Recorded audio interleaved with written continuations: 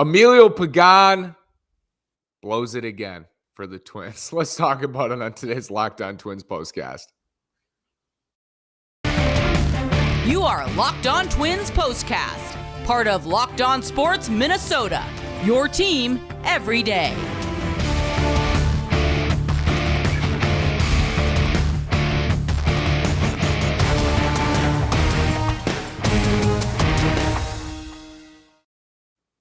And welcome to another edition of our Locked On Twins postcast. Today is Tuesday, June 28th. I'm the host of Locked On Twins, Nash Walker, here with writer and reporter at Access Twins, Brandon Warren. Before we get started, it's time to make your moment sparkle with jewelry from BlueNile.com and Locked On Twins postcast listeners.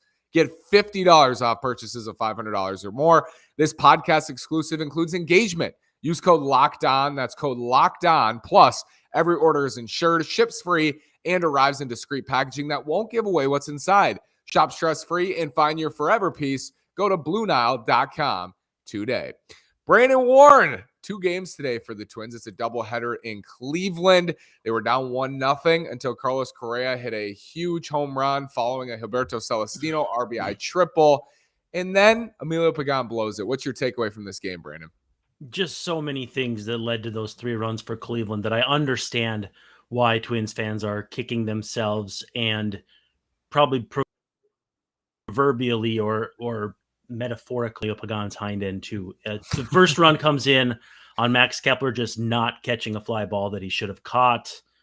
Expected batting average of .010. Unbelievable. And then, things just snowballing on Pagán. Just an unforgivable outing by Pagán. Records 0 outs, faces the bottom of the order, can't throw strikes, throws a wild pitch. I'm sick of hearing people complain to me about Pagán because, listen, I don't think he's good right now either. It's just, stop pitching him in these situations. I don't care what role he's expected to fill. If Caleb Thielbar is going to come in after him, I would rather see Caleb Thielbar. I'd rather see Jovani Moran. I would rather see left-handed Trevor McGill, who's not even on the 40 or the 60, or the active roster right now. I'm getting so flustered. I'm so angry. Emilio step back, just like they did with Tyler Duffy. And the problem is you can't have a bunch of guys work in the 5th and 6th inning. You got to have guys you can trust late in the game, and they just don't have that right now. They don't. And my solution, I think this is the last straw for me too, seeing him do this again. And I think if they were to put him out there in another tight game late, it's like fool me twice, shame on you at that point for me. And I think it's a fix of Griffin Jax becomes your setup guy for Yohan Duran, and Emilio Pagán can fill multiple innings, the 5th, 6th, the 6th, 7th.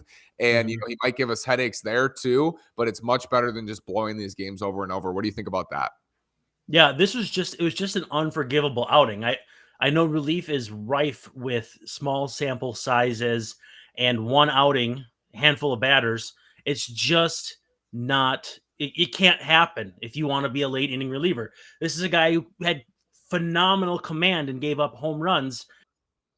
Now suddenly he can't throw strikes and that part of, there's a reason why Duran didn't pitch that inning, because it was 9-1-2, whatever it was. There's a reason why it was Duran being saved for a potential save in the 9th. And it was because you should be able to trust any one of a number of relievers to go in and strike these guys out, or at the very least not walk them around the bases.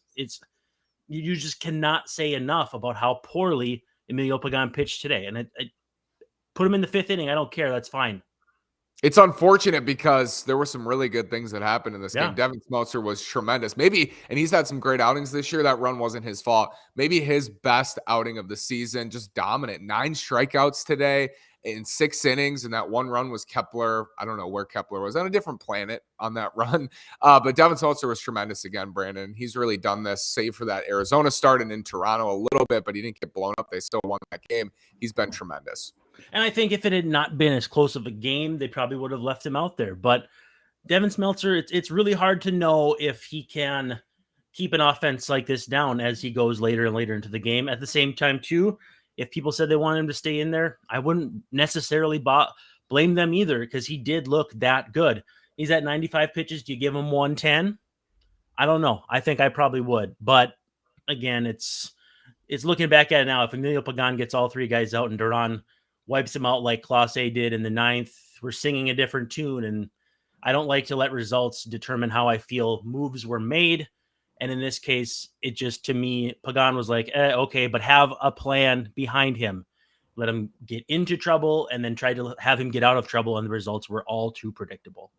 Carlos Correa has his first signature moment as a Twin. We'll talk about that after this word from Rock Auto. With the ever-increasing numbers of makes and models, it's now impossible for your local chain auto parts store to stock all the parts you need. Why endure often pointless or seemingly intimidating questioning and wait while the person behind the counter orders the parts on their computer, choosing the only brand their warehouse happens to carry? You have computers with access to rockauto.com at home and in your pocket. Save time and money when using Rock Auto. Go to rockauto.com and tell them Locked On sent you. So Carlos Correa gets around on a 95-mile-an-hour fastball from Sam Henches above the zone. Clobbered it. Reminded me very much of a home run he hit actually in the 2020 postseason last year as well. But he hit a home run in the 2020 postseason, I remember. That was very similar to this. Just gets around, sitting fastball, and his hands are so quick. That was an amazing moment for Carlos Correa. I had a little bit of, I mean, we're not at that point of the season yet, but Miguel Sano off Nick Goody vibes too, where it was just like, all right, let's go. You know, you see the dugout and you see Twins fans get all excited, and then they're knocked back down to earth by a bullpen that can't get people out. And I get the frustration. I do. I don't know what else to say, man. Yeah. This is one that they should have had. And to show you how pointless pitcher wins can be, Henches gets the win in this game. Why? I don't get it at all. There's a second game today, which is maybe good news for the Twins. And if you split this doubleheader, that's what you expect. And you come out winning 2 out of 3 in the first 2 days. They're going to face a lefty, Connor Pilkington. I don't think we've ever seen him before. I will guarantee a Kyle Garlick home run in the second game. Personally guaranteed by Brandon Warren. Kyle Garlick will go deep. Kyle Garlick started in the first game against a righty and Zach Plesac, who was good again today, not out of the gate, but ended up pretty much dominating the Twins lineup again. I mean, shut him out. And now there's game 2, and Josh Winder's to the mound, and this is the depth we've seen from the Twins this year. Winder comes back. Hopefully the Twins' depth outshines Cleveland's depth because their depth is Connor Pilkington, and for the Twins, it's Josh Winder. So you hope that they win that battle in game 2. Yeah, you really want to see like a 9-3 drubbing where the Twins score 5 runs in the first 2 innings or something, and then can go on cruise control. And it's not that they have to ride Winder too hard or that Winder doesn't give them enough innings and they can't patch it together. So I'm hoping for a big lead early, maybe via said Kyle Garlick home run, and Winder can just kind of ease himself in here, and Twins can get back to where they started today, which was 3 games up. This was starting to feel when Correa hit that home run. It's like, okay, the Twins are making a statement in Cleveland. You know, they're coming out, they're making a statement. They whooped them last night. They get to their bullpen today to take the lead, but it just kind of, it got away from them, and they had a chance to win that game. You can still come back and have a really nice series here on the road. So hopefully the Twins in game 2, it's good they don't have to sit on this very long, but don't want to let this translate into game 2. So Josh Winder facing off against Connor Pilkington. It is at 6:10 Central, I believe. So a split doubleheader coming up here in a couple hours. Enjoy that. Brandon, thank you so much, sir.